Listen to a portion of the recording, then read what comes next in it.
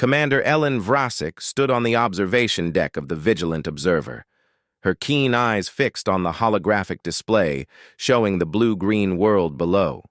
Earth, humanity's cradle, a Level 3 civilization on the brink of achieving interstellar travel capabilities according to the Galactic Confederation's assessment metrics. Status report, Officer Narration, she commanded, her four-fingered hand adjusting the neural interface at her temple. All monitoring systems functioning at optimal parameters, Commander. The humans remain unaware of our presence, replied Narration, his slate-gray skin reflecting the soft ambient light of the bridge.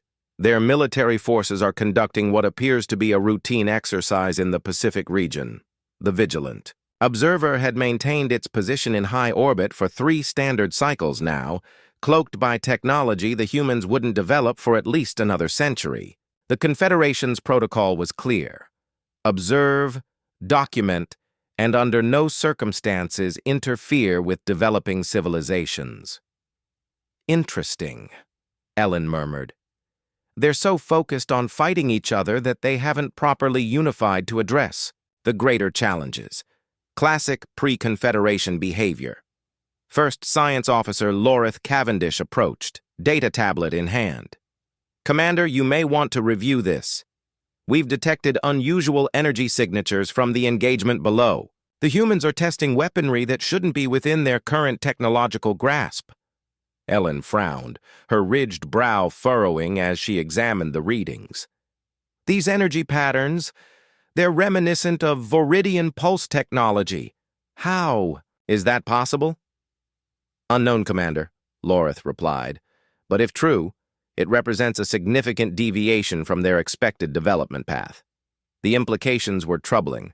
Viridian technology had nearly destroyed the Confederation 3 centuries prior, and its use was strictly regulated across known space. For humans to develop anything similar in isolation was either an alarming coincidence or evidence of external influence, a serious breach of Confederation law. Deploy sensor drones for closer inspection, Ellen ordered.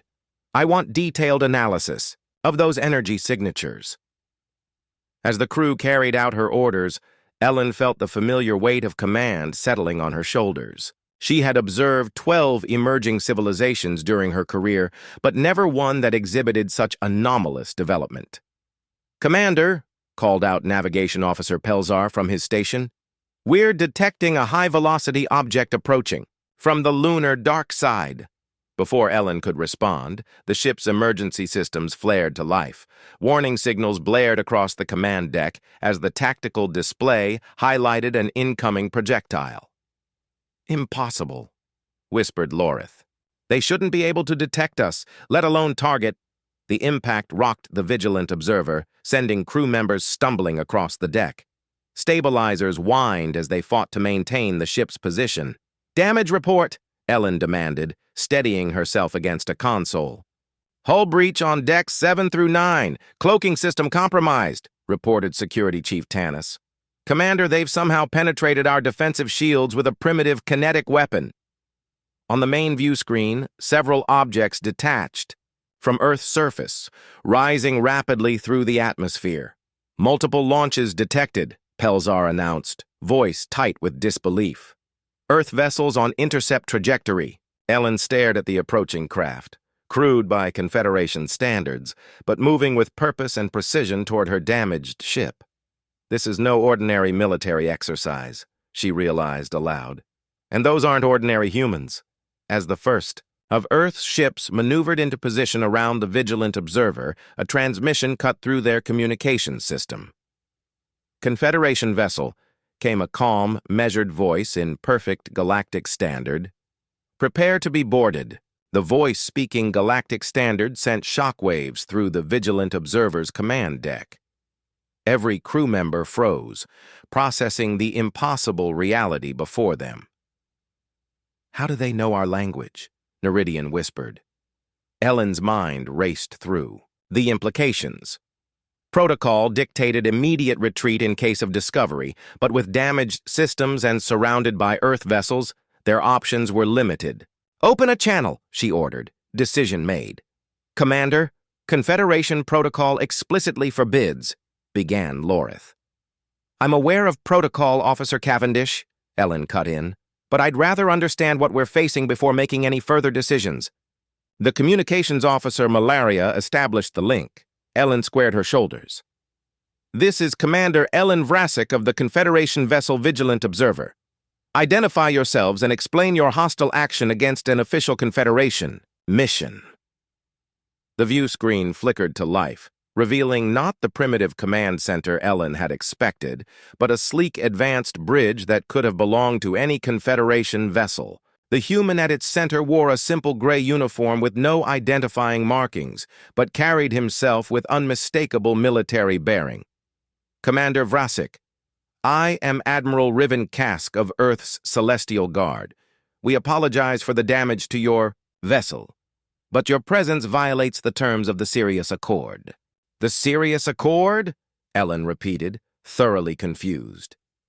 There is no such agreement between Earth and the Confederation. Admiral Kask's expression remained neutral.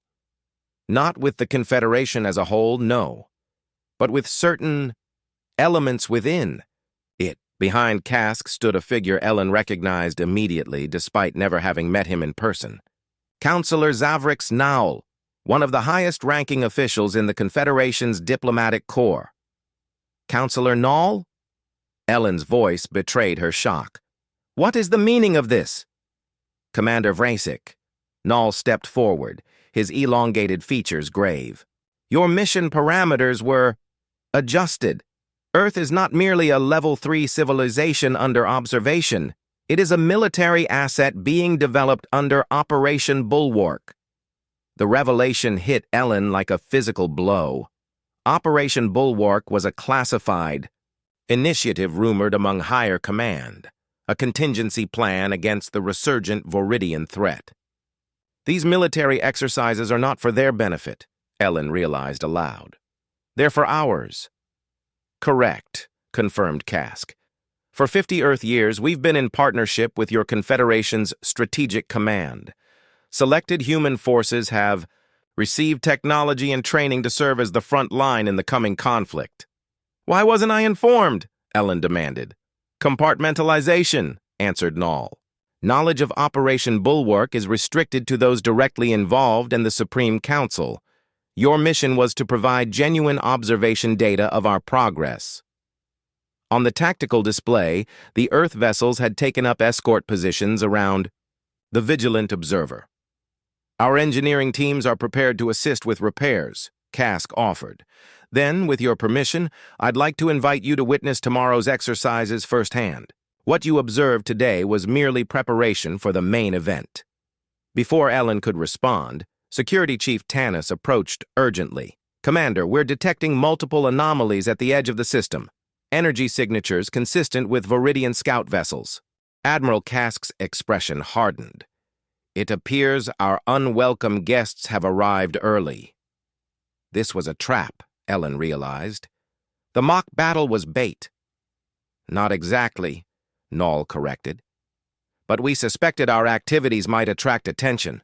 The Viridians have been probing this sector for months. Commander, Kask's voice was calm but urgent. I understand this is overwhelming, but we need to make a decision. The mock battle was designed to test our readiness. Now it seems we face the real thing. Ellen looked at her crew, then back to the human admiral. Protocol dictated non-interference, immediate reporting to Confederation Command. But with Counselor Naul present and Viridians approaching, standard protocol no longer applied. How many ships do you have? She asked. 23 combat-ready vessels with Confederation-derived technology, Kask answered. Plus your ship, if you're willing. Ellen made her decision. Officer Neridian, bring all combat systems online. Malaria established tactical link with Admiral Say. Kask's fleet, she turned back to the view screen. It seems your mock battle just became very real, Admiral.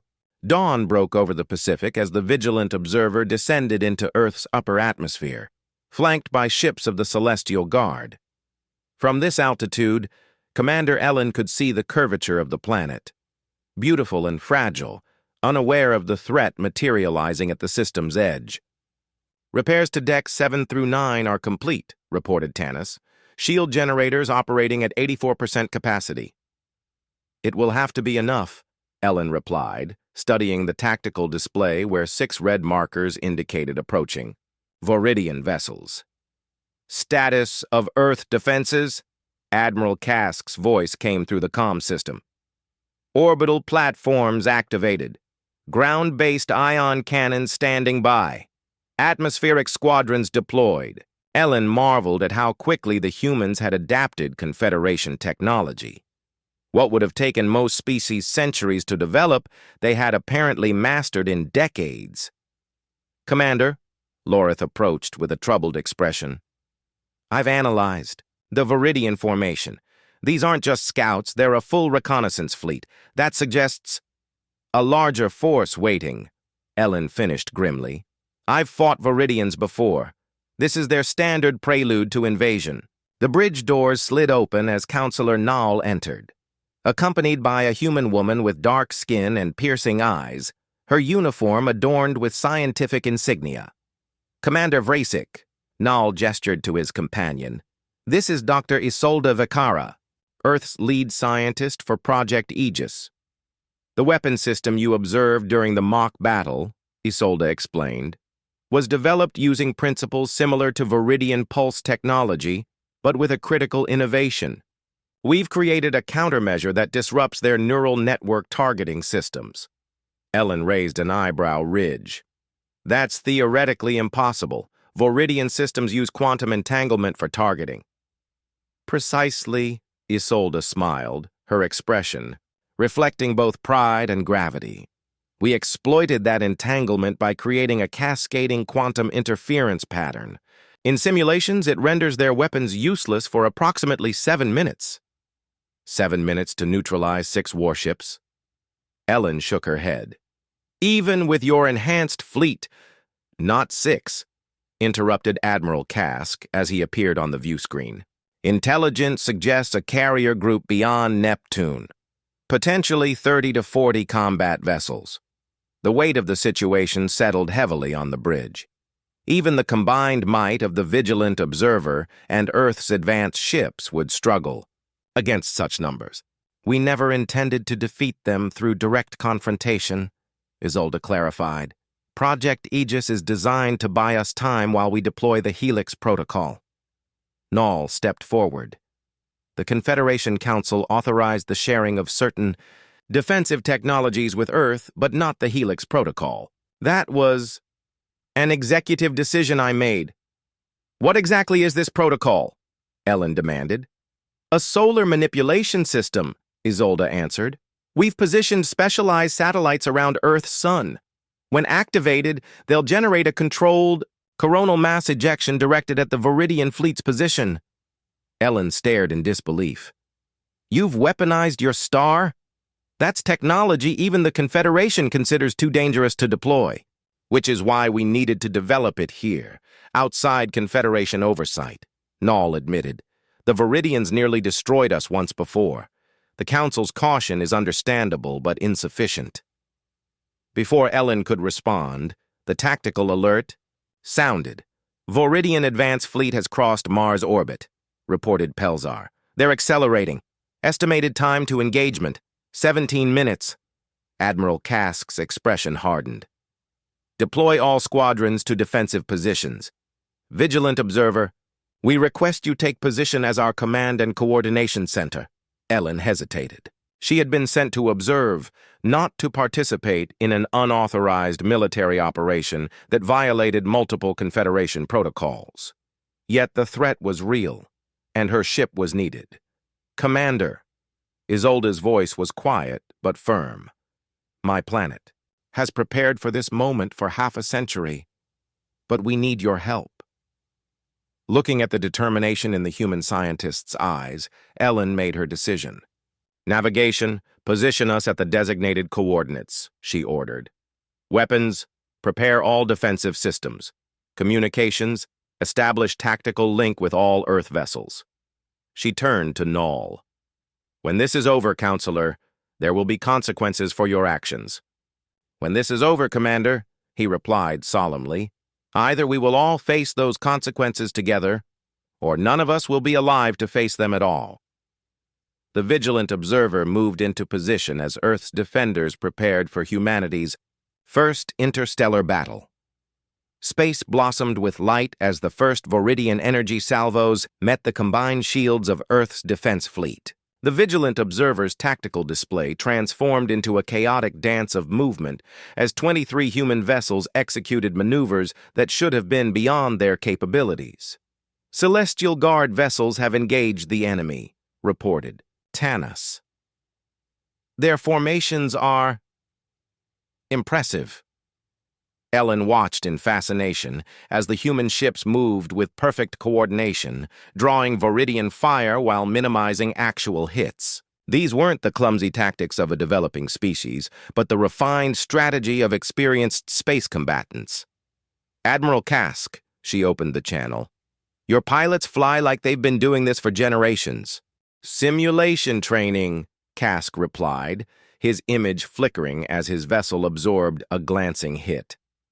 We've run this scenario thousands of times. Dr. Vakara's team developed neural interface systems that compress decades of experience into years of training. On the main view screen, a Viridian scout vessel exploded under concentrated fire from 3 Earth ships. But the victory was short-lived as 4 more enemy vessels emerged from hyperspace. Commander, Pelzar's voice was strained. Long range. Sensors confirm a Viridian carrier group has arrived at the edge of the system. Multiple signatures detected. At least 35 combat vessels. Isolde stepped forward. We need to initiate Project Aegis now before their main force arrives. Agreed, Ellen nodded. All vessels. This is Commander Vrasik. Form defensive perimeter at coordinates Alpha 7. Prepare for countermeasure deployment. The Earth fleet executed a seamless regrouping maneuver, forming a spherical defense pattern around a central point where a specialized vessel, the Quantum Forge, moved into position. Quantum Forge ready to deploy, came the calm voice of its captain. Entanglement disruptors at full charge. All fleet vessels synchronize shields for maximum coverage, ordered Admiral Kask. Expect heavy countermeasures from Viridian forces once they realize what we're attempting. Ellen turned to Isolde. Your 7 minutes begin when the disruptors activate. Will that be enough time to prepare the Helix protocol? It has to be, the scientist replied, her fingers dancing over a portable control interface. The solar satellites require precise alignment. Once calibrated, the coronal ejection will take approximately 4 minutes to reach the Viridian position. As if sensing the humans' plan, the Viridian vessels intensified their attack, focusing fire on the Quantum Forge. 2 Earth ships moved to intercept, absorbing devastating hits that left them crippled and adrift. Quantum Forge report shield. Integrity at 30%, Malaria announced. They need another 40 seconds to achieve optimal charge. They don't have 40 seconds, muttered Ellen, watching 3 Viridian destroyers move into firing position. Tanas, target those destroyers! Full weapons array!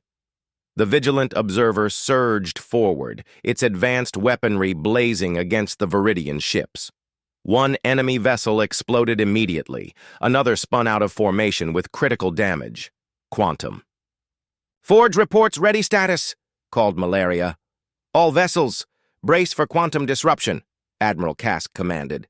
Deploy countermeasure now. A pulse of invisible energy radiated from the Quantum Forge, washing over the battlefield. For an instant, nothing seemed to happen. Then every Viridian weapon fell silent. Countermeasure successful, reported Tanas. Viridian targeting systems disrupted. All Earth vessels execute attack pattern Omega, ordered Kask. Inflict maximum damage while their systems are down. The human fleet launched a coordinated assault, tearing into the confused Viridian forces with ruthless efficiency. But even as they fought, the main Viridian fleet drew closer. Dr. Vakara. Ellen turned to the scientist, who was intently focused on her control panel. Status of the Helix protocol? Solar satellites achieving alignment, Isolde replied, tension evident in her voice. 73% complete. On the tactical display, the marker representing the Viridian carrier. Group accelerated. They've realized what's happening, Null said grimly. They're committing their entire force to overwhelm us before the protocol activates. Ellen did a rapid calculation. At their current speed, they'll reach us before your 7 minutes expire. Then, we need to buy more time, Admiral Kask declared.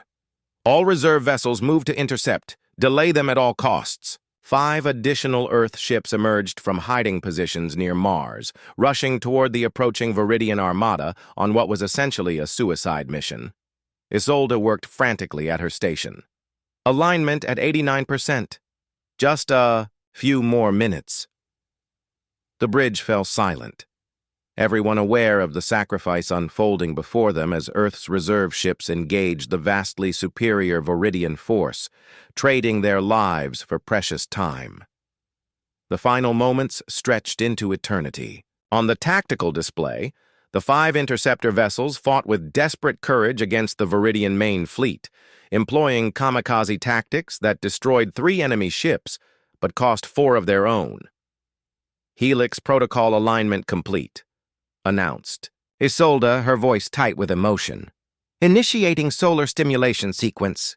Hundreds of millions of kilometers away, specialized satellites arrayed around Earth's sun activated simultaneously, focusing concentrated energy beams at a precisely calculated point in the star's chromosphere. Coronal mass ejection initiated, Isolde reported. 4 minutes until impact with Viridian fleet, but they didn't have 4 minutes. The quantum disruption effect was fading, and the remaining Viridian advanced ships were regaining their targeting capabilities. Simultaneously, the main fleet had destroyed the last interceptor and was accelerating toward Earth, their weapons charging. The Viridians have adapted, Tanis warned. They're modifying their targeting systems to resist further disruption. Admiral Kask's image appeared on the main screen. All vessels, prepare for final defensive stand. We need to hold them until the Helix protocol reaches its target. Ellen made a swift decision. Officer Neridian, transfer emergency power to forward shields. Navigation, set course directly between Earth and the approaching fleet. Commander, Lorith questioned, shocked. The Vigilant Observer has the most advanced shielding technology in this battle, Ellen explained.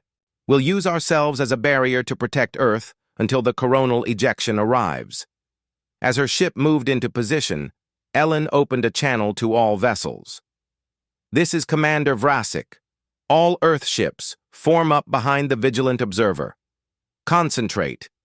Your fire through the gaps in our shield coverage. The Celestial Guard vessels fell into formation, creating a last line of defense before their homeworld. Behind them, billions of humans went about their lives, unaware that their fate hung in the balance above them. The Viridian main fleet arrived, a wall of destructive power bearing down on the defenders. Their first volley struck the Vigilant Observer's shields with catastrophic force, causing systems throughout the ship to overload. Shield integrity at 42%, shouted Tanis over the blare of warning alarms. Another hit like that will breach our defenses. On the view screen, Ellen could see Earth ships exploding as Viridian weapons found their targets. Admiral Kask's vessel took a direct hit, but continued fighting, trailing debris. Helix protocol effect in 2 minutes, Isolde called out, clutching her console as the ship shuddered under another impact. We won't last 2 minutes, Lorith said quietly. Counselor Null stepped forward. There's one option left, the Vigilant. Observer carries a prototype phase shift device. It could temporarily displace us from normal space, just long enough for the coronal ejection to arrive. That technology is experimental, Ellen objected. It's never been field tested. Then, will be the test, Null replied grimly. It's deploy the phase shift or watch Earth fall. Another impact rocked the ship. Shields at 28%, reported Tanis. Ellen nodded to Null. Do it. The counselor rushed to an auxiliary console, inputting a complex authorization. Code. All vessels, this is Counselor Null. Fall back to minimum safe distance. The vigilant observer is deploying phase shift technology. As the Earth ships retreated, the vigilant observer stood alone against the Viridian armada. The phase shift device hummed to life, creating a rippling distortion field around the Confederation vessel. "Phase shift activating in 10 seconds, announced Null. "Brace for dimensional transition." The universe seemed to fold around them as the device engaged, shifting the vigilant observer partially out of normal space-time.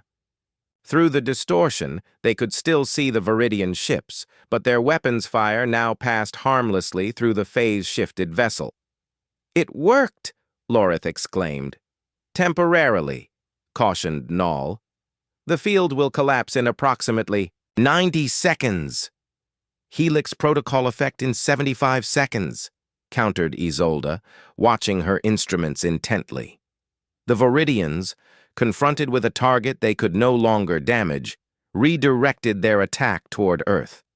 But before they could inflict significant damage, a brilliant flash of light appeared from the direction of the sun. "The coronal mass ejection has arrived," Isolde whispered. A massive wave of superheated plasma, precisely directed by the solar satellites, engulfed the Viridian fleet. Ship after ship disappeared in the solar firestorm, their shields overwhelmed by the raw power of a weaponized star. As the phase shift field began to collapse, the vigilant observer returned fully to normal space, witnessing the complete destruction of the Viridian invasion force. "All enemy vessels neutralized," reported Tanis in disbelief. "The Helix protocol was 100% effective." Admiral Kask's battle-damaged flagship limped alongside the vigilant observer. "Commander Vrasik, it seems your observation." Mission has concluded with rather more excitement than anticipated. Ellen smiled despite herself. "Indeed, Admiral. Though I suspect the Confederation Council will have questions about what transpired here." "Let them question," said Null firmly. "Today we've proven that humanity deserves more than mere observation. Status. They've earned their place as full allies in the Confederation." As the surviving Earth vessels regrouped around their saviors, Ellen gazed down at the blue-green planet below. They had come to observe a developing civilization's mock battle, only to witness and participate in humanity's true emergence onto the galactic stage. "Send a priority message to Confederation Command," she ordered Malaria. "Inform them that Earth is no longer just a subject for observation. As of today, they are our equals, and perhaps our greatest hope against the threats that still await us among the stars." Below them, Earth continued its peaceful rotation, its people still unaware that their destiny had just been irrevocably changed by a battle they never saw, and by observers who had become their strongest allies.